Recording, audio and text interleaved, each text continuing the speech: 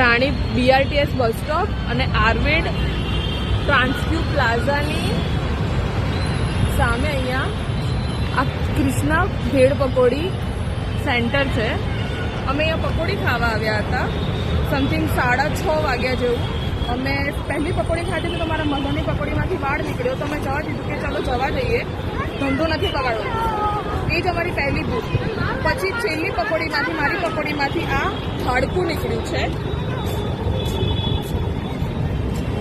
જ્યારે અમે એમને કીધું તો એમને અમને એવું કીધું કે આ લાકડું છે.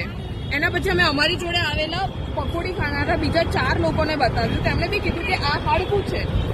એના પછી જ્યારે અમે એમને કીધું તો એમણે એવું કીધું કે ના લાકડું જ અમે તમને કાપીને બતાવીએ. આ હાડકું જ્યારે એમણે કાપ્યું તો કપાયું નહીં. એમને ખબર પડી કે આ હાડકું જ છે તો પછી અમને એવું કહે છે કે અમને માફ કરી દો, અમારી ભૂલ થઈ ગઈ. હાડકું ઉડીને આવ્યું હશે પકોડીમાં. ધૂળ માટી ના ઉડે પણ હાડકું ઉડીને પકોડીમાં આવે. અને પછી અમે એવું કહે છે કે સોરી, આમાં અમારો કંઈ વાંક નથી. દુકાન એમની, પકોડી એમની, તો વાંક અમારો કે અમારા મોઢામાં હાડકું આવ્યું.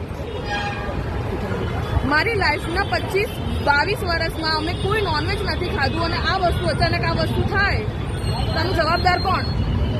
અમે જેટલી બી ફૂડ સેફટી માટેની વેબસાઇટથી બધા પર ફોન કર્યા, કમ્પ્લેન કરી, કશું જ થયું નહીં. અને અમે અત્યારે અમને ખાલી એટલું કહે છે કે સોરી, આમાં અમે કશું જ ના કરી શકીએ.